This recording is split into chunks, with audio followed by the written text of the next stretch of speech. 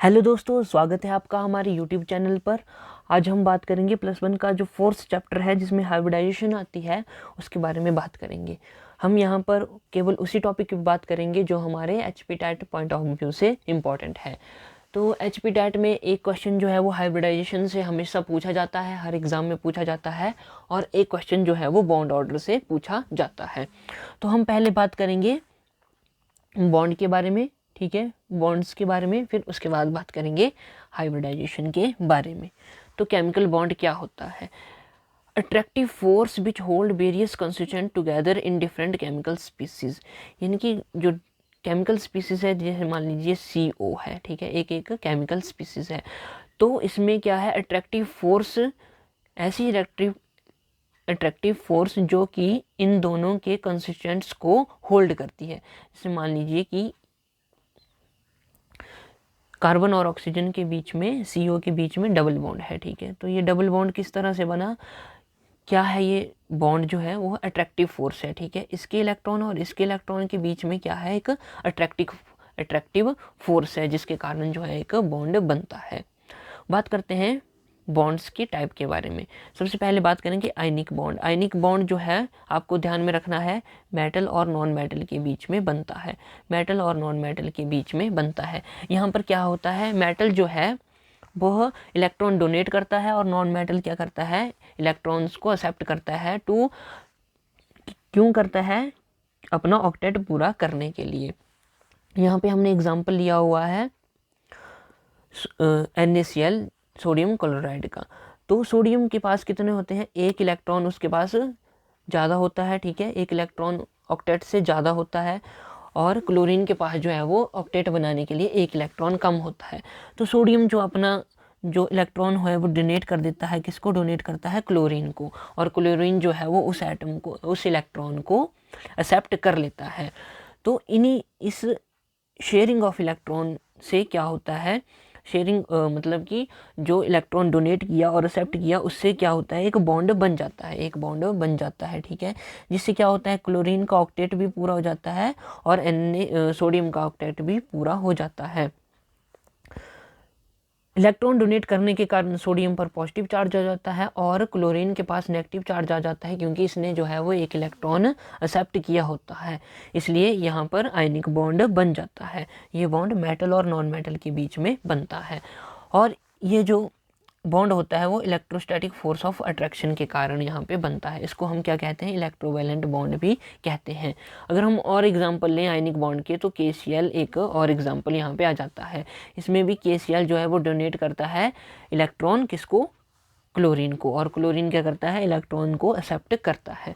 अब बात करते हैं नेक्स्ट बॉन्ड की, जिसको हम कहते हैं कोवलेंट बॉन्ड। कोवलेंट बॉन्ड जो है वो नॉन मेटल के बीच में बनता है, और यह बॉन्ड किस कारण बनता है, यह बनता है म्यूचुअल शेयरिंग ऑफ इलेक्ट्रॉन के कारण।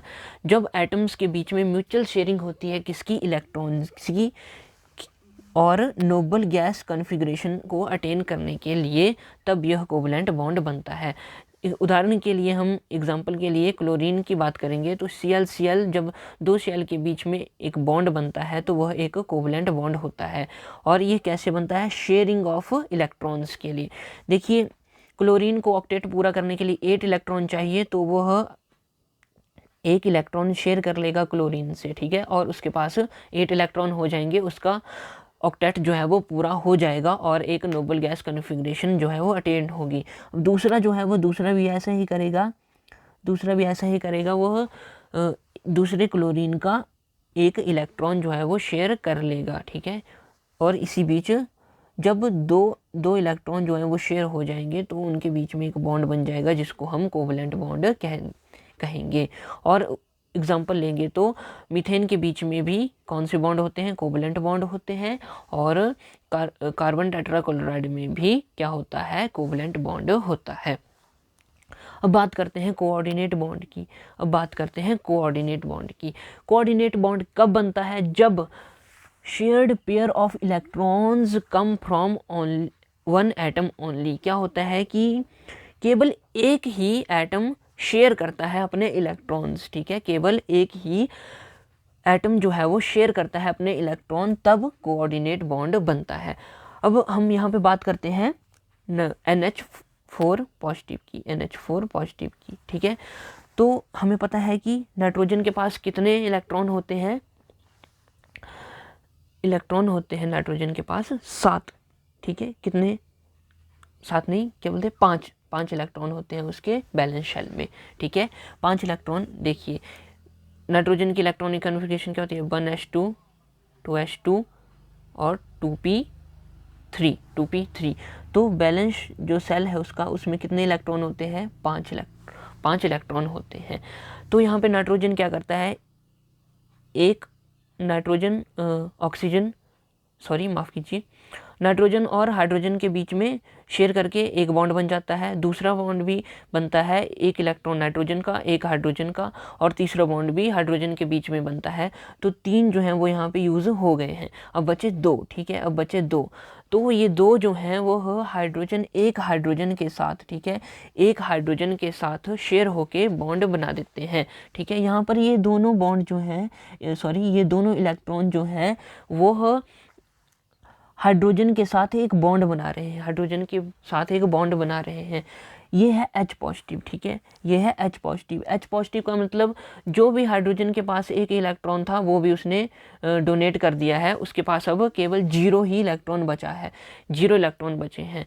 तो नाइट्रोजन क्या करता है कि अपने 2 बचे हुए इलेक्ट्रॉन्स को शेयर करता है, शेयर या डोनेट करता है, ठीक है, डोनेट करता है हाइड्रोजन के साथ, ठीक है, हाइड्रोजन के साथ, और एक बॉन्ड बन जाता है जिसको हम कोऑर्डिनेट बॉन्ड कहते हैं, कोऑर्डिनेट बॉन्ड कहते हैं। तो जब केवल एक ही एटम यानी कि एक एटम यानी कि नाइट्रोजन ही अपने इलेक्ट्रॉन्स को शेयर करता है किसी एटम के साथ, तब कोऑर्डिनेट बॉन्ड बनता है। उम्मीद करता हूँ दोस्तों कि आपको यह समझ में आया होगा। अब बात करते हैं मेटालिक बॉन्ड की। मेटालिक बॉन्ड बिटवीन मेटल्स में किसी मेटल में जितने भी बॉन्ड होगा वो मेटालिक बॉन्ड कहलाता है। जैसे कि आयरन के बीच में आयरन के साथ जितने भी बॉन्ड बनेंगे वो सब मेटालिक बॉन्ड होंगे। यह ज़्यादातर डी ब्लॉक एलिमेंट्स में बॉन्ड जो है वो बनता है। अब बात करते हैं हाइड्रोजन बॉन्ड की। जहाँ पे भी हाइड्रोजन किसी के साथ भी बॉन्ड बनाता है उसको हम कहते हैं हाइड्रोजन बॉन्ड। जैसे HF के बीच में हाइड्रोजन बॉन्ड होगा, H2O NH3 के बीच में हाइड्रोजन बॉन्ड होगा। लेकिन ये देखिए यहाँ पे HF के बीच में जो बॉन्ड है वो एक कोवलेंट बॉन्ड है। क्या है? कोवलेंट बॉन्ड है। लेकिन और HF मॉलिक्यूल के साथ या HF स्पीसीज के साथ जब कोई HF स्पीसीज बॉन्ड बनाती है तब उसको हम कहते हैं हाइड्रोजन बॉन्ड। यानी कि ये दोनों तो कोवलेंट बॉन्ड है, ठीक है, इन दोनों के बीच में कोवलेंट बॉन्ड है, इन दोनों के बीच में भी कोवलेंट बॉन्ड है। जब इन दोनों के बीच में एक और कोई बॉन्ड बनेगा, ठीक है, एक और कोई बॉन्ड बनेगा, ठीक है, जैसे FH के बीच में बॉन्ड बना, यहाँ पे HF के बीच में बॉन्ड बना, तो उसको हम कहते हैं हाइड्रोजन बॉन्ड, उसको हम कहते हैं हाइड्रोजन बॉन्ड। यानी कि 2 स्पीसीज के बीच में जब हाइड्रोजन बॉन्डिंग होती है उसको हम कहते हैं हाइड्रोजन बॉन्ड। उम्मीद करता हूँ कि आपको ये बात समझ में आई हुई होगी। अब नेक्स्ट बात करते हैं, इंपॉर्टेंट चीज़ जो है उसके बारे में बात करते हैं, हाइब्रिडाइजेशन। हाइब्रिडाइजेशन क्या होती है? Concept of mixing of 2 atomic orbitals. जब कोई 2 ऑर्बिटल क्या करते हैं, मिक्स होते हैं। जैसे ये है S ऑर्बिटल और ये है S ऑर्बिटल। जब ये दोनों ऑर्बिटल जो हैं वो मिक्स हो रहे हैं तब हम कहेंगे कि हाइब्रिडाइजेशन हो रही है। Concept of mixing of 2 atomic orbitals with the same energy levels to give a degenerated new type of orbital। और इन ऑर्बिटल्स की क्या होनी चाहिए, एनर्जी जो है वो ऑलमोस्ट सेम होनी चाहिए, ठीक है। जब कोई भी 2 ऑर्बिटल्स क्या हो रहे हैं, मिक्स हो रहे हैं और उनकी एनर्जी लेवल जो है वो सेम है, एनर्जी लेवल क्या है, सेम है, तो एक नए टाइप का ऑर्बिटल बनेगा, ठीक है, एक नए टाइप का ऑर्बिटल बनेगा। उस प्रोसेस को हम क्या कहते हैं, हाइब्रिडाइजेशन कहते हैं। उस प्रोसेस को हम क्या कहते हैं, हाइब्रिडाइजेशन कहते हैं। तो अब हाइब्रिडाइजेशन निकालने के लिए हमें क्या करना चाहिए? हाइब्रिडाइजेशन निकालने के लिए हमें, मान लीजिए कि कोई स्पीसीज़ है, आपको कोई मॉलिक्यूल दिया है और आपको कहें कि इसकी हाइब्रिडाइजेशन निकालो, तो कैसे निकालेंगे? तो सबसे पहले हम बात करते हैं कि टाइप्स ऑफ हाइब्रिडाइजेशन कितनी होती है, ठीक है। sp हाइब्रिडाइजेशन होती है, sp2 हाइब्रिडाइजेशन होती है, sp3 होती है, dsp2 होती है, DsP3 होती है D2sp3 या sp3d2 कहते हैं, और एक होती है sp3d3। तो इनमें जब नंबर ऑफ हाइब्रिड ऑर्बिटल्स 2 होंगे तब हमारी हाइब्रिडाइजेशन होगी sp, जब 3 होंगे तो हमारी हाइब्रिडाइजेशन होगी sp2, जब 4 होंगे तो हमारी हाइब्रिडाइजेशन होगी sp3। इसी तरह हम चलते जाएंगे और हमें हाइब्रिडाइजेशन का पता चलता है। जब हमारे पास क्या होता है, sp हाइब्रिडाइजेशन होती है तो शेप बनती है लीनियर। क्या होता है, शेप बनती है लीनियर। और जब हमारे पास sp2 हाइब्रिडाइजेशन होती है तो हमारे पास शेप बनती है ट्रायंगुलर प्लेनर। जब हमारे पास हाइब्रिडाइजेशन होती है sp3 तब शेप बनती है टेट्राहेड्रल। जब हमारे पास dsp2 हाइब्रिडाइजेशन होती है तो बनती है स्क्वायर प्लेनर। और इसी तरह हम देख सकते हैं कि sp3d में ट्राइगोनल बाइपिरामिडल, sp3d2 में ऑक्टाहेड्रल, sp3d3 में पेंटागोनल बाइपिरामिडल शेप्स जो हैं वो बनती है। इसी तरह एग्जांपल्स भी यहाँ पे दिए हुए हैं कि BeCl यानी कि बेरिलियम क्लोराइड की कौन सी शेप होगी, लीनियर शेप होगी, और हाइब्रिडाइजेशन क्या होगी, sp होगी। तो ये जो है वो आपने ध्यान में रखने हैं, ये सभी एग्जांपल जो है आपको याद करने हैं। क्वेश्चन डायरेक्ट पूछा जा सकता है कि बताइए कौन सी मॉलिक्यूल्स की, कौन सी स्पीसीज की हाइब्रिडाइजेशन जो है वो एक जैसी है, या कौन सी मॉलिक्यूल्स की शेप जो है वो एक जैसी है। यह पूछ सकता है कि BF3 की शेप क्या है, हाइब्रिडाइजेशन क्या है।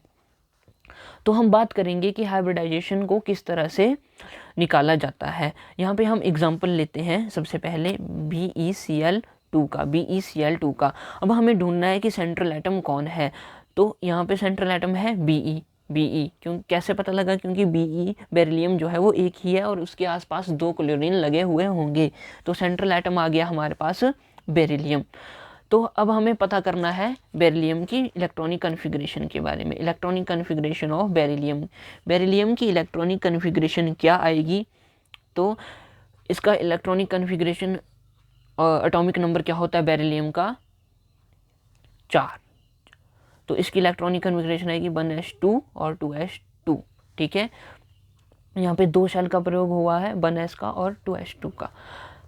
अब हम क्या लिखेंगे, इसकी ग्राउंड स्टेट लिखते हैं, इसकी ग्राउंड स्टेट। ठीक है, इसकी ग्राउंड स्टेट किस तरह से, देखिए 1s2 2s2, ठीक है, और 2p के बारे में बात करेंगे, 2p के बारे में बात करेंगे। तो यहाँ पे 1s जो हमारा क्या है, शेल है। ठीक है, शेल है, उसमें कितने इलेक्ट्रॉन है, 2 इलेक्ट्रॉन है। ये देखिए 2 इलेक्ट्रॉन है। और 2s में कितने हैं, 2 इलेक्ट्रॉन है। और 2p में कितने सब सेल होते हैं, 3 सब सेल होते हैं, लेकिन 2p में एक भी इलेक्ट्रॉन नहीं है। अब बात करेंगे एक्साइटेड स्टेट की। जब इलेक्ट्रॉन एक सेल से दूसरे सेल में, एक बैलेंस सेल से दूसरे बैलेंस सेल में जाता है तो उसको हम कहते हैं एक्साइटेड स्टेट। तो ये तो स्टेबल है, ठीक है, इसकी हमें एक्साइटिंग कराने की ज़रूरत नहीं है। ठीक है, लेकिन यहाँ पे हमें क्या करना है, एक्साइटेशन, यहाँ पे एक्साइटेशन होगी। तो यहाँ से एक इलेक्ट्रॉन चला जाएगा यहाँ पे, तो यह एक्साइटेशन ऑफ इलेक्ट्रॉन हो जाएगी। यहाँ पे आ गया, एक इलेक्ट्रॉन आ गया। ठीक है, अब जब हम बात करेंगे BeCl2 की, तो यहाँ पे क्या होगा कि जो 2 क्लोरीन है, ठीक है, 2 क्लोरीन एटम है, वह कंबाइन हो जाएंगे यहाँ पे, वह इलेक्ट्रॉन के साथ कंबाइन हो जाएंगे बेरिलियम के इलेक्ट्रॉन के साथ। तो ये देखिए, ये जो मैं आपको रेड कलर से इंडिकेट कर रहा हूँ, यह जो है वो क्लोरीन एटम हो गए। क्या हो गए, क्लोरीन एटम हो गए। ठीक है, क्लोरीन एटम यहाँ पे आ गए, 2 क्लोरीन एटम यहाँ पे आ गए। ठीक है, 2 क्लोरीन एटम आ गए।